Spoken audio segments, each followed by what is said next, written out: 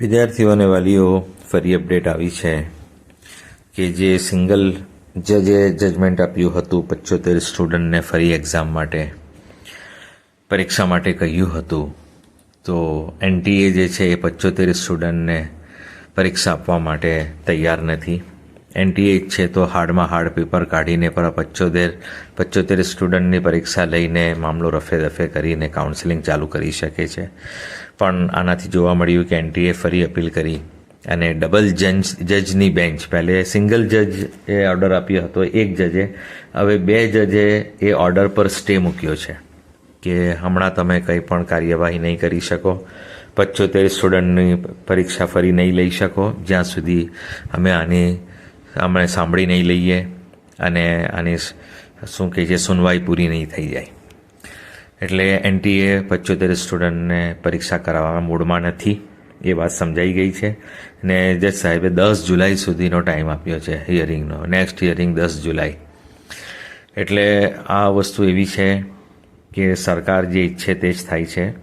ગત વર્ષ 2024માં સુપ્રીમ કોર્ટમાં એટલી બધી અરજીઓ હતી, હાઈકોર્ટમાં થઈ, હાઈકોર્ટે બધાને સુપ્રીમ કોર્ટ મોકલ્યા અને સુપ્રીમ કોર્ટમાં એટલી બધી અરજીઓ હતી, એટલા બધા સ્ટુડન્ટ્સ ને એટલા બધા સ્ટુડન્ટ્સના વકીલોનું સમૂહ હતું ને એક તરફ સરકારના વકીલ હતા તુષાર મહેતા સાહેબ.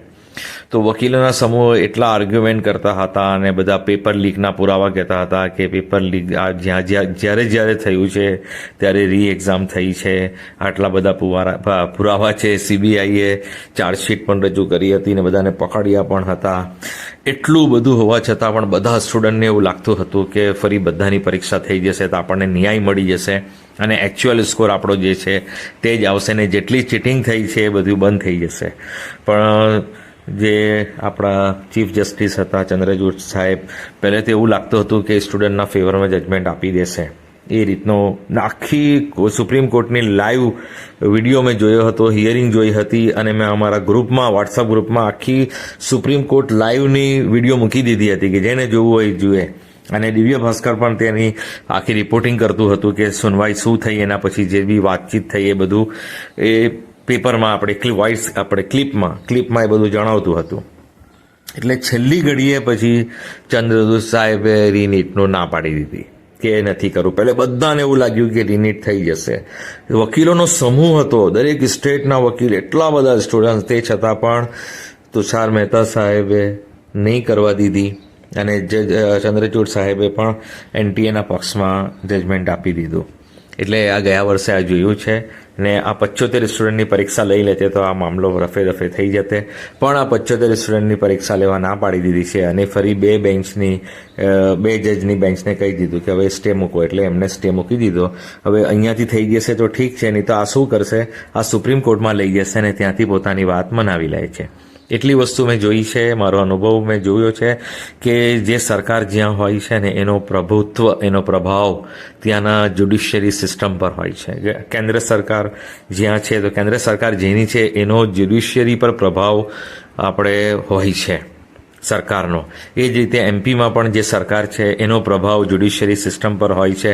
આ પેલા જજ સાહેબ ઈમાનદાર હતા એટલે એમને કહ્યું ભાઈ અંધારામાં આપણે જોઈએ કેટલો ફરક પડે છે, અને અંધારામાં એમને પ્રોસિડિંગ કરી, 13 મિનિટ લાઇટ બંધ કરી અને પ્રેક્ટિકલી જોયું કે એમને એવું લાગ્યું કે ભાઈ અંધારામાં બરાબર નહીં આપી શકે પરીક્ષા.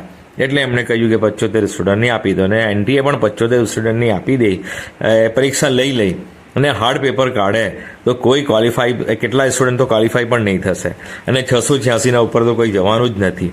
પણ હવે શું છે કે હવે આ એક જીદની વાત છે ને આ જીદ જે બી થાય છે, આ બધું કારણ જે છે એ સરકાર કોઈ પણ દિવસ ઝૂકવા તૈયાર થતી નથી. જ્યુડિશિયરી સિસ્ટમથી પણ સામે પણ ઝૂકવા તૈયાર નથી હોતી. એ જ્યુડિશિયરી સિસ્ટમ પર પોતાનો પ્રભાવ નાખે છે અને પોતાની મરજીના ફેસલા કરાવી લે છે.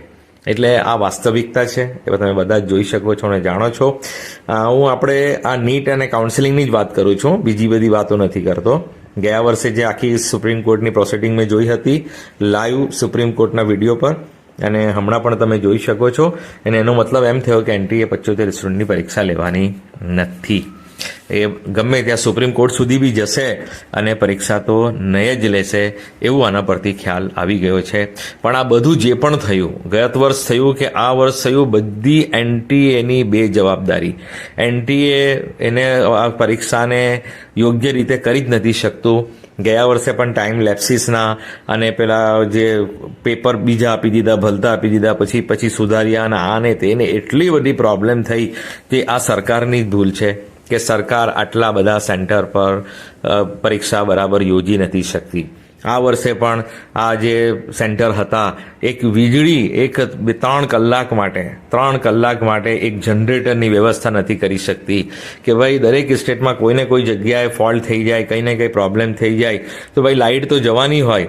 તો આ 3 કલાક માટે શું જનરેટરની વ્યવસ્થા નહીં થાય? શું બેટરી નહીં આયોજન નહીં થઈ શકે?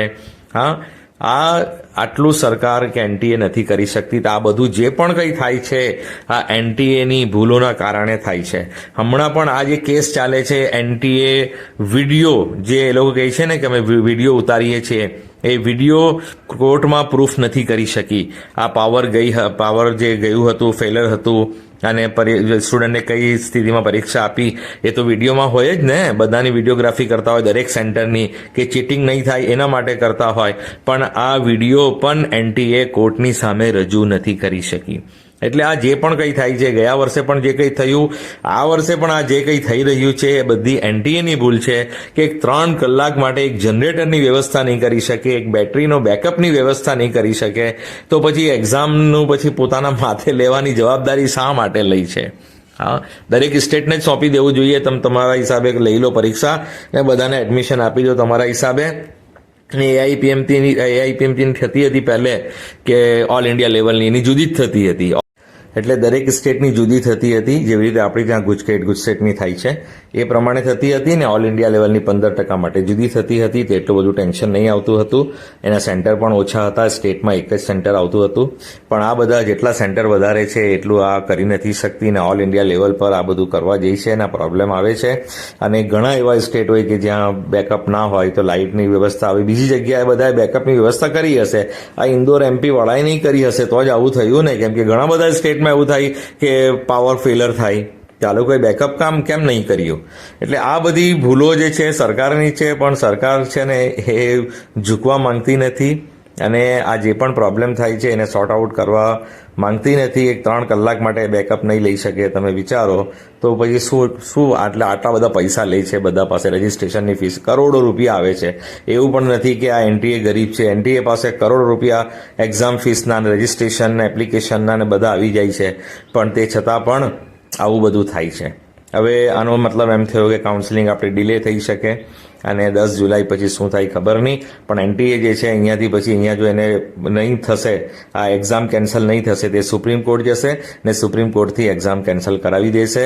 એટલે આ જેમનું તેમ જ રહેવાનું છે. ચેનલ સબસ્ક્રાઇબ કરી રાખો, બીજાને શેર કરો જેથી દરેક માહિતી સમયસર મળતી રહે.